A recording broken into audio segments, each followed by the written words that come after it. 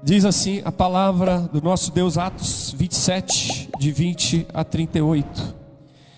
E não aparecendo, havia já alguns dias, nem sol, nem estrelas, caindo sobre nós grande tempestade, dissipou-se afinal toda a esperança de salvamento.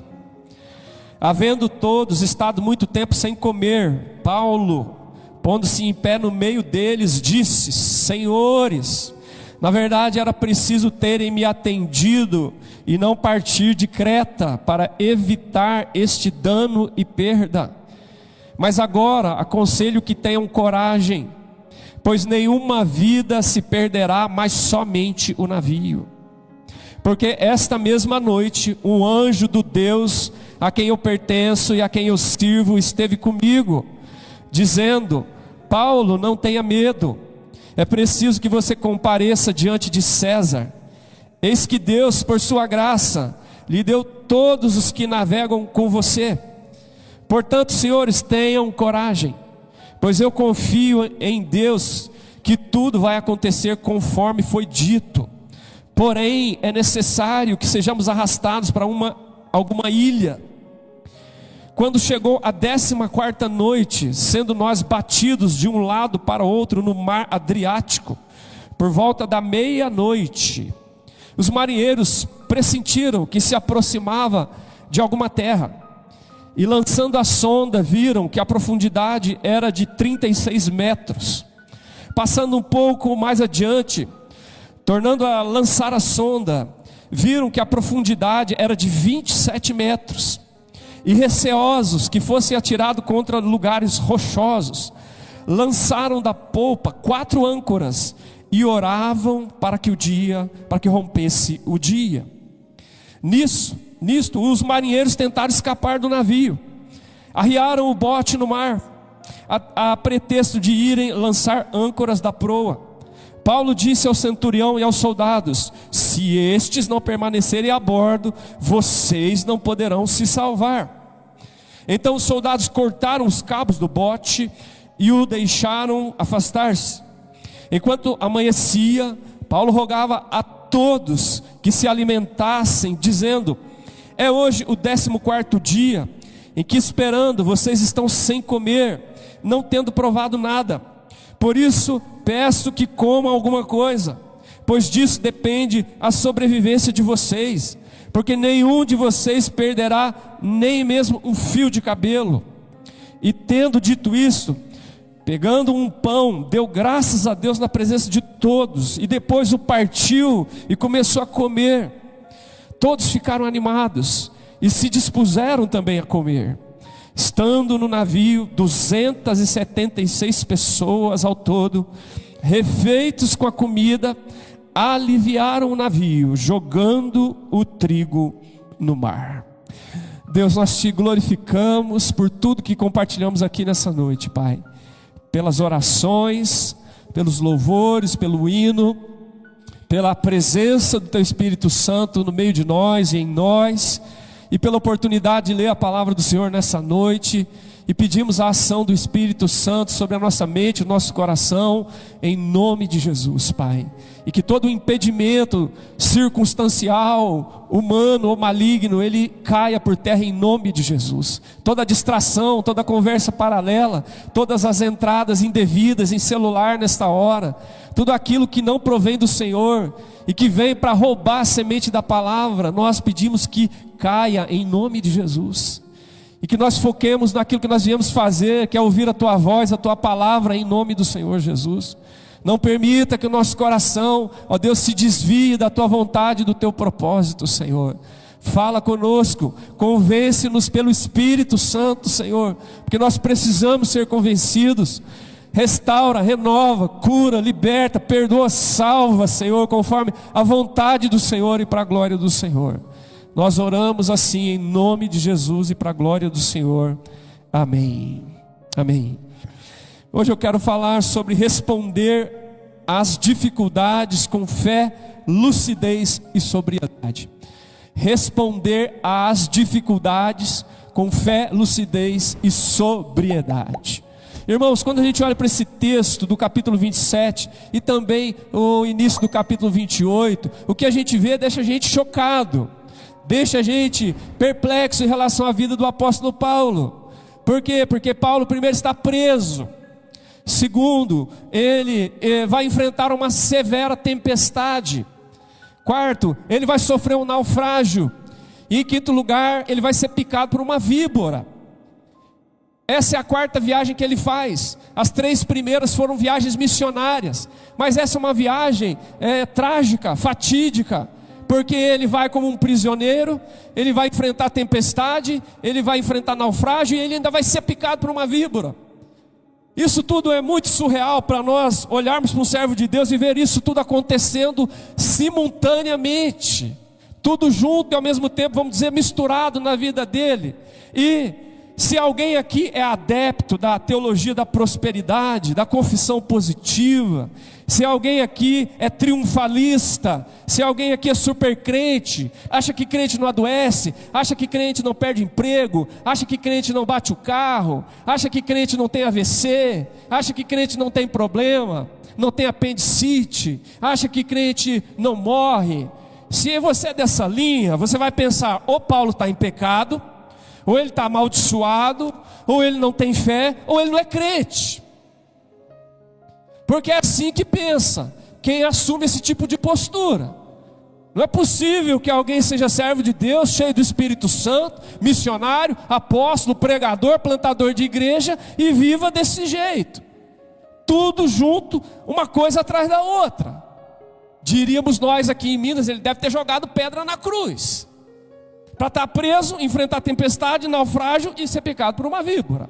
Ou é pecado, ou é a maldição, ou é falta de fé, ou é crise, ou ele não é crente. E aí a gente precisa lembrar que prosperidade nem sempre significa bênção de Deus e aprovação de Deus. Nem sempre. E a gente precisa lembrar que dificuldade nem sempre significa maldição e desaprovação de Deus. É só você olhar quem está prosperando no nosso país, e nem sempre significa bênção e aprovação de Deus. O crime organizado prospera, o jogo do bicho prospera, políticos corruptos prosperam, mas isso não significa bênção de Deus, e isso não significa aprovação de Deus. A palavra de Deus diz que Israel, a época que mais prosperou foi no período de Oséias, do rei Jeroboão II. Israel prosperou absurdamente, mas distanciou de Deus espiritualmente como nunca. Percebe? Então prosperidade não significa necessariamente, automaticamente, bênção de Deus e aprovação de Deus. E em contrapartida, dificuldade, luta, tribulação, revés, problema não significa necessariamente, automaticamente, desaprovação de Deus ou maldição. E a prova disso é o próprio apóstolo Paulo. Ele não está amaldiçoado, ele não está em pecado, ele não é alguém sem fé, ele não é alguém incrédulo, não, ele é um servo de Deus, ele se converteu ao evangelho de Jesus, ele passou de perseguidor a proclamador do evangelho, ele fez viagens missionárias, ele plantou igrejas, por meio dele Deus curou pessoas. Então a dificuldade aqui não tem a ver com nada disso, e a gente precisa aprender a lidar com isso. Janeiro tem sido eleito como o janeiro branco. O janeiro branco. Desde 2014 ocorre uma campanha de conscientização sobre a saúde mental no Brasil. Sabia disso? Denominado janeiro branco.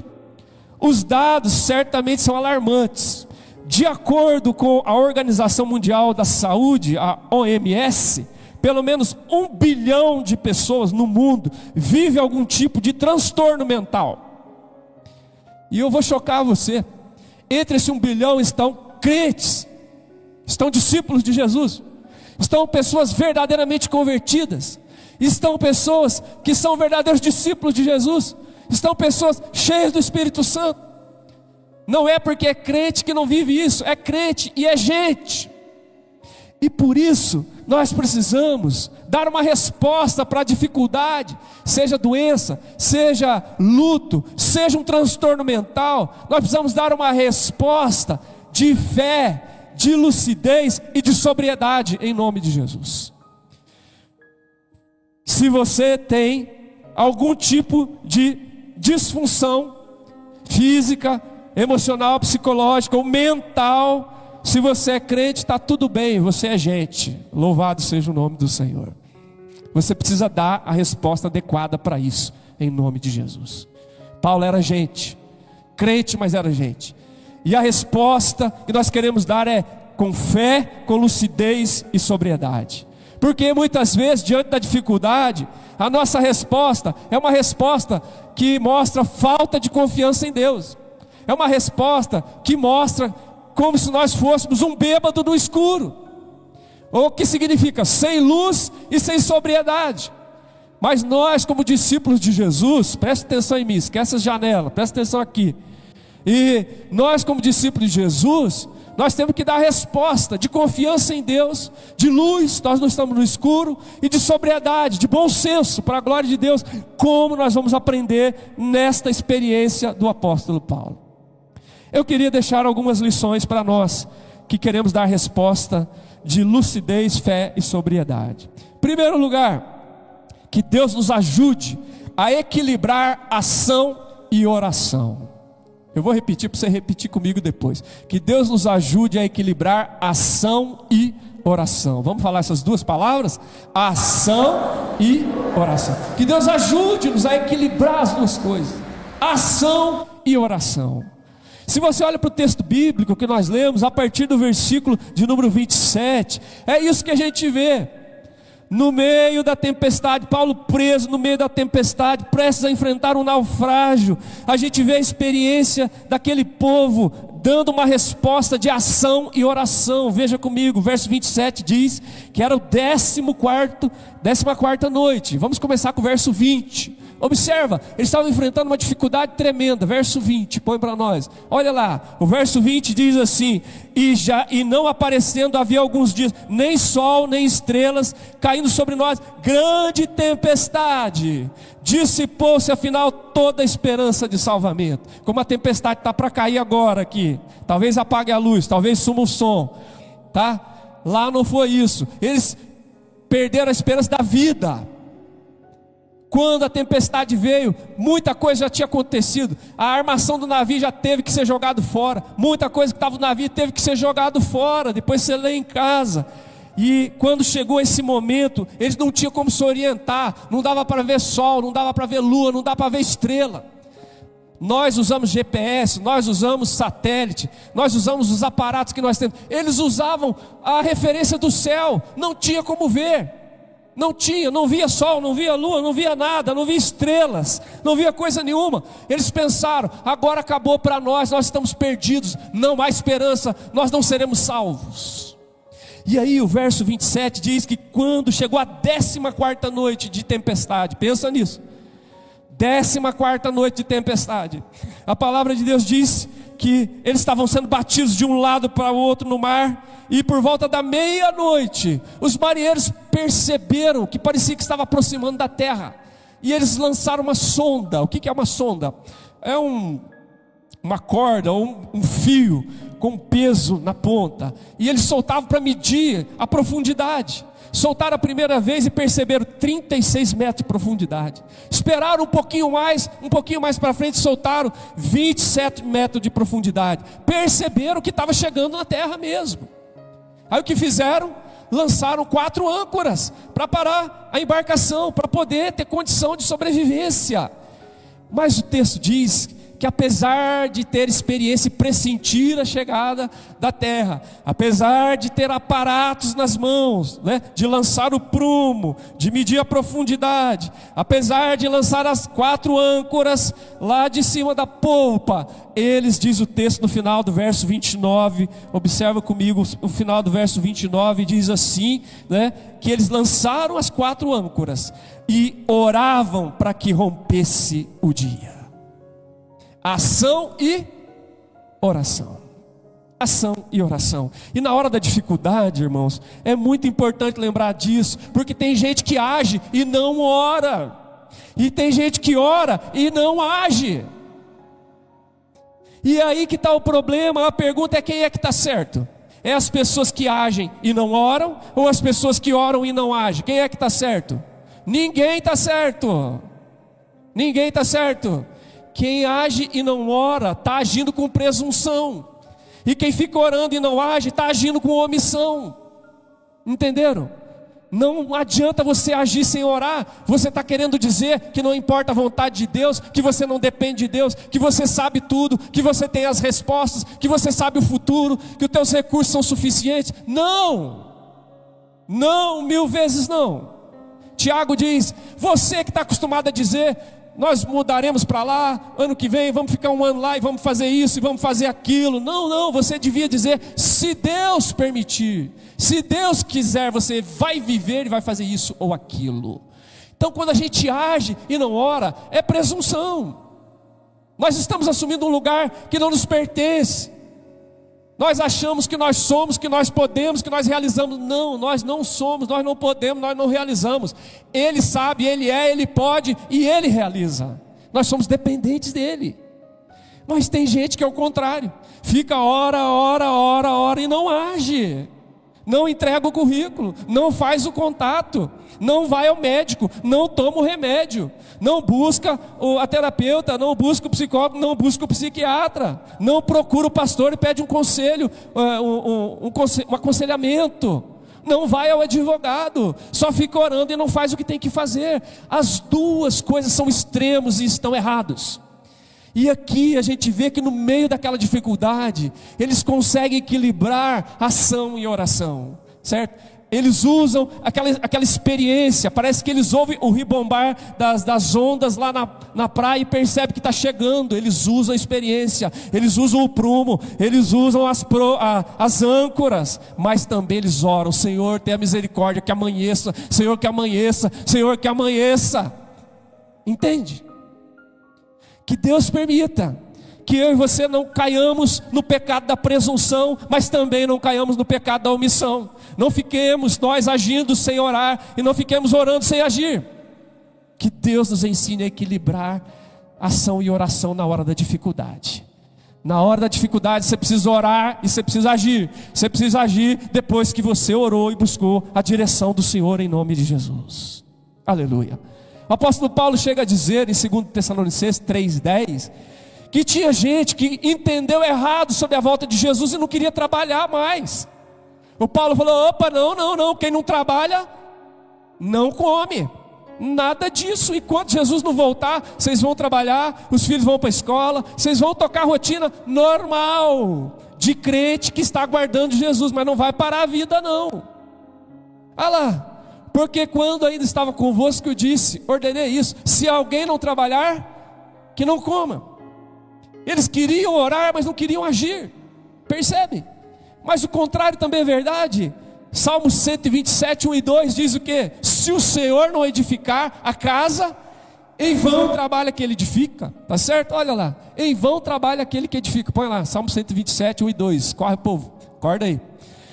Se o Senhor não edificar a casa, em vão, Salmo 127, 1 e 2. Se o Senhor não edificar a casa, em vão trabalha aquele que edifica. Se o Senhor não guardar a cidade, em vão vigia a sentinela. Inútil será você levantar de madrugada, dormir tarde, comer o pão que penosamente, cansadamente se granjeou. Porque os seus amados Ele dá enquanto dormem. Oh, glória a Deus. Está entendendo? A palavra de Deus nos ensina que a gente não pode cair no pecado da omissão e nem da presunção. Nós precisamos equilibrar ação e oração na nossa vida, em nome de Jesus. Nem 8 e nem 80. A gente tem essa mania. A nossa tendência é 8 ou 80, não é assim? Ou eu ajo e não oro, ou eu fico orando e não ajo. Não, Senhor. Vamos pedir a Deus: ajuda, Senhor, eu entender a chegar a esse equilíbrio para o meu bem e para a glória do nome do Senhor. Nós oramos pela Flávia, mas se não corresse atrás, nós não estávamos com ela aqui. Não é isso? Teve que pagar no particular, senão não tinha cirurgia e Deus tinha recolhido. É ou não é? É isso. Nós oramos, mas teve que agir. Você olha para Êxodo, Moisés diz para Josué: escolhe homens e vai a peleja contra Amaleque. Eu, Arão e Ur vamos para o monte e nós vamos orar. era ação e oração juntos diante da dificuldade. E aí, você lembra, por exemplo, Jesus. O seu exemplo não é Paulo, o seu exemplo não é Moisés, o seu exemplo não é pastor João, o seu exemplo é Jesus. Jesus era um homem de ação e oração, era um homem de oração e ação. Antes de começar seu ministério, ele passou 40 dias em jejum e oração. E depois ele começou um ministério extraordinário, de cura, de proclamação, né, de libertação, de purificação de pessoas. Mas primeiro ele orou, depois ele foi. Antes de escolher os 12, ele passou a noite em oração e depois escolheu os 12. E antes de enfrentar a cruz, a hora mais agônica, mais tremenda, mais terrível, ele passou a noite e chamou os amigos para orar com ele. Eles dormiram, mas Jesus orou e suou como gotas de sangue naquele dia tremendo. Entende? A gente precisa aprender. Deus ajuda que a gente equilibre ação e oração na nossa vida, em nome de Jesus. Quando você equilibra com oração, você reconhece a soberania de Deus. Quando você equilibra com ação, você assume a responsabilidade humana. Ao invés de presunção, ao invés de omissão, não, é a soberania de Deus associada com a responsabilidade humana. Eu oro e eu ajo, e eu só ajo porque eu oro. Louvado seja o nome do Senhor. Deixa eu perguntar para você, como é que está a balança aí na sua vida na hora da dificuldade? Para onde que ela está pendendo? Você está passando dificuldade? Isso é ponto comum. Todos nós já enfrentamos e vamos enfrentar, faz parte da vida. Bem-vindo, viu? Bem-vindo. Jesus diz: no mundo vocês terão só vida mansa, passeio na Disney, só Beto Carreiro World. O que mais? Não, vocês terão aflições, mas tende bom ânimo, eu venci o mundo. Na sua dificuldade, para onde está pendendo a balança? É para ação? Age, não ora? Ou só fica orando e não faz o que tem que fazer? Pense bem e peça: Deus, eu preciso desse equilíbrio como eles na hora da tempestade. Me ajuda a temperar direitinho a ação e a oração em nome de Jesus, para a tua glória e para a bênção na minha vida. Amém? Isso é uma resposta de fé, de lucidez e sobriedade, quando a gente equilibra ação e oração. Segundo, que Deus nos ajude a discernir entre a pessoa que somos e a pessoa de quem nós precisamos. Vou repetir com calma. Que Deus nos ajude a discernir a pessoa que somos e a pessoa de quem nós precisamos. Olha lá o versículo de número 30. É surpreendente. Antes de olhar o texto, por exemplo, eu sou pastor. Eu tenho o dom da palavra, da oratória, do ensino, prego, aconselho, celebro casamento, ofício fúnebre, aconselhamento. Eu sou pastor, mas eu não sou médico. Eu sou pastor, mas não sou advogado. Olha o doutor Lisandro lá. Eu sou pastor, mas eu não sou psicólogo. Eu sou pastor, mas não sou empresário. Entendeu? Eu sou pastor, mas eu não sou professor universitário, como nós temos aqui. Entenderam o que eu estou dizendo? Discirna quem você é e de quem você precisa. Pode ser que tenham pastores que também são advogados, glória a Deus, mas ele não é tudo, ele é talvez pastor e advogado. Eu só sou pastor. Alguém fala assim: o senhor trabalha ou o senhor só é pastor mesmo? Não, eu só sou pastor mesmo, eu não trabalho, né? Entende? Quem você é?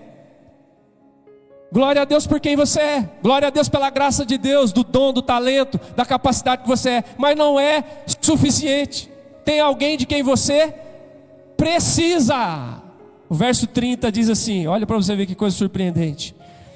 Nisso, quando aconteceu isso de estar aproximando da terra, os marinheiros tentaram escapar do navio. Arriaram o bote salva-vida no mar, a pretexto de largar âncoras da proa. Eles deram pretexto: não, vamos largar as âncoras da proa agora, que é mais próximo e tal, então nós vamos descer no bote. Mentira, eles estavam querendo dar o pé do navio, eles queriam cair fora. Mas Paulo, que era um sujeito esperto, inteligente, né, que tinha perspicácia, quando Paulo viu isso, ele não teve dúvida. Verso 31, Paulo chamou o centurião e os soldados e disse: se estes aqui não permanecerem a bordo, vocês não poderão salvar-se. Espera aí, Ele fala lá em cima que o anjo de Deus visitou ele, que o anjo falou que nenhuma vida ia perder. Ué, não é falta de fé isso? Não, é bom senso, é lucidez, é sobriedade. Deus salva, mas Deus usa o médico. Deus resolve, mas Deus usa o advogado. Deus usa o conselheiro, Deus usa o psiquiatra. Deus usa alguém. Se o marinheiro sair, vocês não vão sobreviver. Olha isso. Paulo entendeu. Paulo sabia que os marinheiros eram indispensáveis naquela hora. Paulo sabia: eu sou apóstolo, eu sou pregador, eu sou plantador de igreja, eu sou missionário, eu sou homem cheio do Espírito Santo, mas não sou marinheiro. Eu não sou marceneiro, eu não sou encanador, eu não sou um monte de coisa. A minha mulher fica pedindo para Deus me dar esses dons e eu não tenho. Entende? Ou seja, na hora de dificuldade, discerna quem você é e a pessoa de quem você precisa. Paulo entendeu: Deus vai operar um livramento, mas precisa de marinheiro nesse negócio, senão não vai dar certo. Não era falta de fé, não era falta de crer na palavra que ele tinha recebido. Paulo teve uma visão de Deus, Paulo recebeu a palavra de Deus, Paulo creu em Deus, e nem por isso ele dispensou o instrumento de Deus, que eram os marinheiros. E aí o que aconteceu? Os soldados não tiveram dúvida. Olha para você ver. Soldados, verso 32. Os soldados cortaram o cabo do bote salva-vida e deixaram afastar. A gente fica sem bote salva-vida, mas não fica sem marinheiro, porque a nossa vida depende de quem? Dos marinheiros. Você precisa discernir, entende? Deus, na dificuldade, a coisa é tão tremenda, eu preciso dar uma resposta de fé, de lucidez e de sobriedade. Eu sei quem eu sou, me ajuda a discernir quem eu preciso nessa situação, em nome de Jesus. Tem gente aqui que precisa ir no médico. Tem gente que precisa procurar um advogado para resolver a situação. Está orando, beleza, agora vai e faz uma consulta com o advogado. Tem gente que precisa ir na terapeuta, ou no psicólogo, ou no psiquiatra mesmo. Só porque você vai no psiquiatra não significa que você não é crente, não. Você é gente como todo mundo. Aqui, crente aí do Espírito Santo usando óculos. Como é que pode isso? Porque é gente, ora. Entende? Quem que você precisa nessa situação? Às vezes precisa procurar o pastor, fazer um aconselhamento para tratar dessa situação na sua vida. Entende? Para abrir e falar desse pecado, dessa situação, para tratar. Às vezes precisa procurar um delegado mesmo e fazer um BO do negócio, senão não vai resolver. Entenderam? Então, nessa dificuldade, quem você é? De quem você precisa? Paulo entendeu: eu sou apóstolo, eu oro e pessoas são curadas, mas eu não sou marinheiro. Deus precisa, vai usar o marinheiro, não pode deixar eles embora. Nesse mês de campanha de conscientização da saúde mental, de transtornos mentais, procure ajuda. Não brinca não. Você não é anjo, você não é querubim, você não é serafim, você não é um poste, você não é uma árvore, você é gente. Trate disso, em nome de Jesus, com a resposta que você sabe que Deus vai dar discernimento para você. Amém? Trate, para a glória de Deus. Então é surpreendente, irmãos, que a palavra de Deus nos dá essa sabedoria na hora da dificuldade. Discernir quem eu sou e de quem eu preciso. Quem é que você precisa? Tem gente que está precisando de aula particular, então vai buscar um professor particular. Tem gente que está precisando de um instrutor de direção, então vai procurar para aprender a dirigir direito, né? Procura e deixa Deus ser Deus nessa situação, usando o instrumento para a glória do seu nome. Amém? Agora, a pergunta é: quem é você? Quem é você? Contador, professor, advogado? Quem é você? Quem é você? Empresário, presbítero, diácono, esposa, do lar? Quem é você? Estudante universitário, autônomo? A questão é: de quem você precisa? De quem você precisa? Não brinca com isso. Paulo não brincou, e os soldados muito bem foram lá e cortaram o cabo do bote, perderam o bote, mas salvaram a vida. Deixa eu te falar uma coisa muito importante. Nesse momento, quando a gente faz isso, a gente aprende a diferença entre o importante e o determinante, que eu sempre digo aqui para vocês. Existe aquilo que é importante, existe aquilo que é determinante. O bote salva-vida era importante, mas nessa hora o marinheiro era determinante. Você vai ver, por exemplo, lá atrás, né, que o Paulo vai falar assim: as vidas não vão se perder, vai perder só o navio. O navio era importante, mas as vidas eram determinantes. Como a gente diz aí, vão-se os anéis e ficam-se os dedos. Meu Deus, o que realmente é determinante nessa situação? Eu preciso entender isso. Senhor, me dá graça para que eu discirna e não fique perdido. E eu discirna quem eu sou e a pessoa de quem eu preciso, porque o Senhor está dando direção. Eu preciso discernir para buscar quem eu preciso para ser resposta e se cumprir a tua palavra na minha vida, em nome de Jesus. Amém? Terceiro,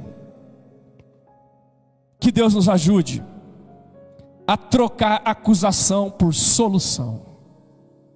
Que Deus nos ajude a trocar acusação por solução. Irmãos, isso que aconteceu foi algo que Paulo tinha avisado. Paulo tinha avisado. Se você ler o texto todo, nós não temos tempo para isso, que é muito grande. Ele avisou: não vamos nessa viagem, porque se a gente for, versículo de número 9, põe aí só esse pedacinho para os irmãos verem, depois você lê em casa o contexto, 27:9 de Atos. Olha lá, depois de muito tempo, tendo se tornado a navegação perigosa, já passado o tempo do dia do jejum, Paulo aconselhou. O que ele aconselhou? Senhores, vejo que a viagem vai ser trabalhosa, com dano e prejuízo, não só da carga e do navio, mas talvez da nossa vida, a gente pode morrer. Ele percebeu. Mas o que aconteceu? Ninguém ouviu. Pode seguir, ninguém ouviu. Porém o centurião dava mais crédito ao piloto e ao mestre do navio do que ao que Paulo dizia. Paulo alertou, e eu falo aqui para vocês: às vezes existem crises e dificuldades que a gente cria, e às vezes existem crises e dificuldades que nós somos arrastados para ela. Por exemplo, eu e você não criamos a pandemia, mas nós fomos arrastados para ela. Nós fomos arrastados para a pandemia. Então nós tivemos que usar máscara, tivemos que usar álcool gel, tivemos que fazer distanciamento, tivemos que fazer lockdown, tivemos que assistir culto de casa, porque nós somos arrastados para essa crise, para essa dificuldade que nós não criamos. Mas às vezes a gente planta a crise e a dificuldade. Oséias diz assim: quem planta vento, colhe tempestade. Às vezes são coisas que a gente criou. E aqui Paulo foi arrastado por uma coisa que os outros criaram. Ele não queria, mas ele teve que ir. E aí o verso 21, olha para você ver, coloca o verso 21. Veja, ele tinha o prato cheio da acusação agora. Agora ele estava com a faca e o queijo na mão. Olha lá, verso 21. Ele diz assim: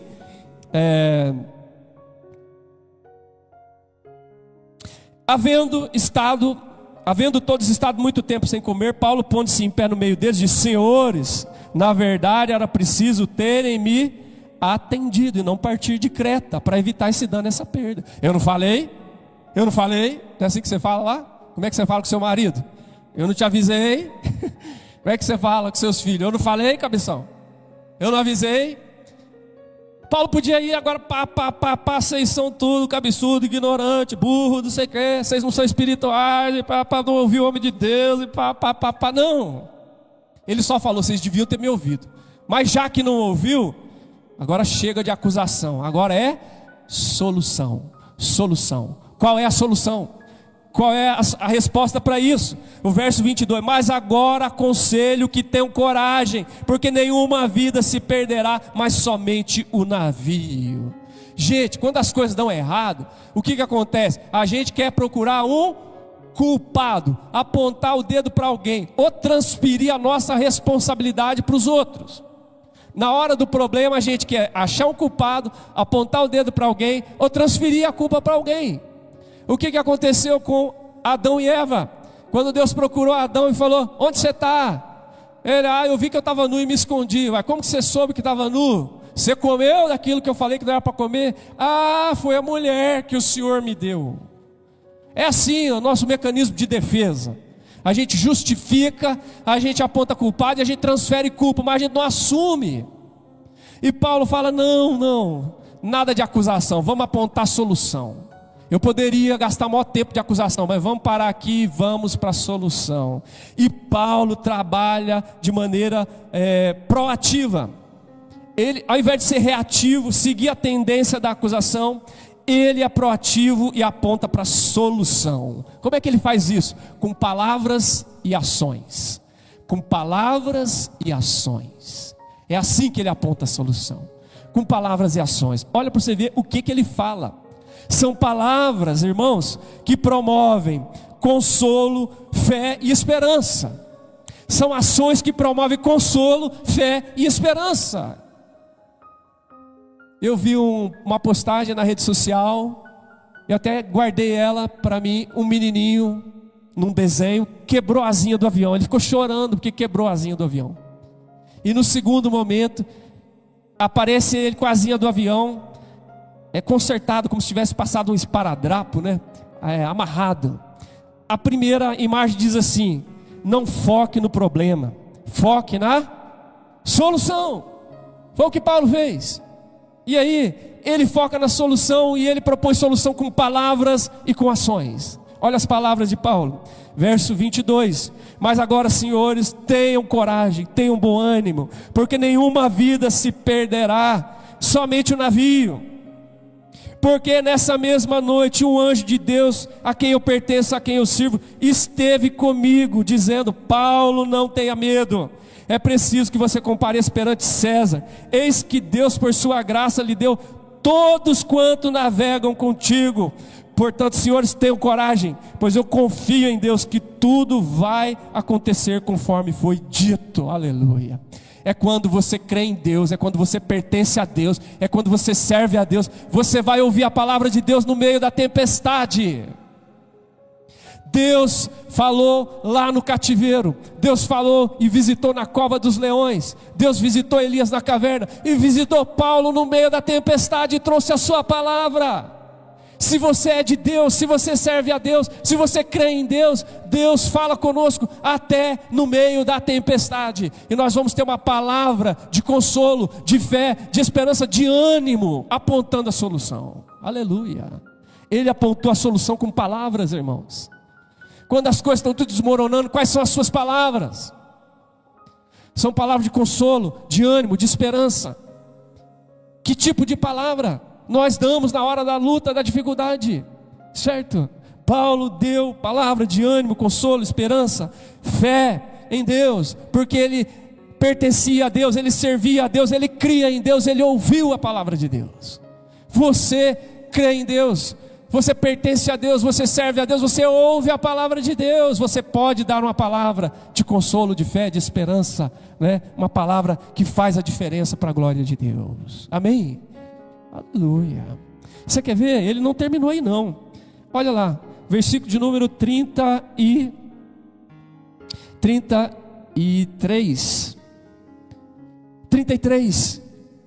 Enquanto amanhecia, rogava Paulo a todos que se alimentassem, dizendo: hoje é o 14º dia, que esperando vocês estão sem comer, não tendo provado nada. Por isso eu peço, comam alguma coisa, pois disso depende a vida de vocês. Nenhum fio de cabelo de vocês vai cair por terra. Espera aí, a vida deles não depende de Deus, mas tem que comer, gente. Essa é a ferramenta de Deus. Deus usa marinheiro, Deus usa comida. Vocês precisam comer. 14 dias sem comer, ninguém aguenta. Quando Jesus ressuscitou a filha de Jairo, falou: dá comida para ela. Quando Elias estava depressivo, ou em burnout, sei lá, na caverna, Deus deu comida para ele, deu água e deu sombra. Porque a gente é gente, entende? E aí, irmãos, olha que coisa, ele usa palavras, ele estimula, ele encoraja: vamos comer, gente, vamos alimentar, porque senão a gente não vai conseguir. Com palavras. Mas não só com palavras, com ações. Olha agora, com ações. Olha o que diz o texto agora, verso 35. Dito isso, tudo que nós lemos, todas essas palavras de encorajamento, de esperança, de ânimo, agora vem ação. Dito isso, pegou o pão, deu graças. Ele quase que celebrou uma ceia lá. Olha para ver. Pegou o pão, deu graças, partiu o pão e começou a comer. Ele tomou a iniciativa, ele começou a comer. Ele não falou para os outros: faz isso, faz aquilo outro. Não, ele começou. Ele pegou o pão, partiu, deu graças, partiu e começou a comer o pão. E o que aconteceu? Depois que partiu, começou a comer, e todos ficaram animados, se puseram também a comer. Aleluia. É para você manifestar essa solução com palavras e com ações. Fale, mas também haja de maneira coerente com essas palavras que você está tendo. Paulo disse: vocês tenham ânimo, ninguém vai se perder, nem um fio de cabelo vai cair por terra, vocês precisam comer. E eu começo mostrando para vocês: vamos partir, deu graça e vamos comer o pão. Gente, que Deus nos ajude a trocar a acusação pela solução, em nome de Jesus. E que a solução venha com palavras e com ações concretas, que possam ser vistas e possam ser imitadas. E você sabe que o discurso convence, mas o exemplo arrasta. Paulo não fez o discurso apenas, ele deu o exemplo, ele partiu o pão, deu graças e comeu, e todo mundo ficou animado e fez o mesmo, certo? Isso foi extraordinário, irmãos, foi extraordinário. E o texto termina dizendo assim, verso 37, estavam no navio 276 pessoas. Ele promoveu influência sobre 276 pessoas. 276 pessoas foram encorajadas pelas palavras de Paulo e pelas ações do apóstolo Paulo. Quantas pessoas convivem com você na sua casa? Quantas pessoas convivem com você no seu trabalho? Quantas pessoas convivem com você na sua vizinhança? Quantas pessoas convivem com você na sua família extensiva? 50, 60, 100. Deus quer salvar essas vidas por meio das suas palavras e das suas ações, em nome de Jesus. Amém? Troque a acusação pela solução, em nome de Jesus. Senhor, me dá essa direção pelo poder do Teu Espírito Santo. E o texto termina, irmãos, verso 38, dizendo: refeitos com a comida. Estava todo mundo morrendo, desmaiando, refeito com a comida, aliviaram o navio e jogaram o trigo fora. É o que eu falei para vocês. Teve uma hora que eles recolheram o bote, teve uma hora que eles cortaram o cabo e deixaram o bote ir embora. Agora, eles estavam transportando trigo, agora estão jogando o trigo fora. O navio é importante, mas agora a vida é mais importante. Vão-se os anéis e ficam-se os dedos, o trigo teve que ser jogado fora. Que adianta ter trigo e perder a vida? Que adianta ter bote e a gente morrer tudo no naufrágio? Entende? Isso é a graça de Deus que vem a nós. É a graça de Deus que vem a nós. E ajuda a gente a equilibrar ação e oração. E ajuda a gente a discernir quem nós somos e a pessoa de quem nós precisamos. E ajuda a gente a trocar acusação por solução, pela graça de Deus, em nome de Jesus. Amém. Como é que está? Você está apontando o dedo em acusação ou você está apontando solução? Quais são as palavras e ações que brotam lá no seu casamento? Quais são as palavras que brotam para o seu esposo? Quais são as palavras que brotam para a sua esposa na crise que se abateu sobre vocês? É de acusação ou é de solução? Lá no seu trabalho, os problemas que surgem, você é aquele que se levanta com acusação ou com solução? Vamos pedir a Deus essa graça para encontrar o caminho da solução em nome de Jesus. Amém?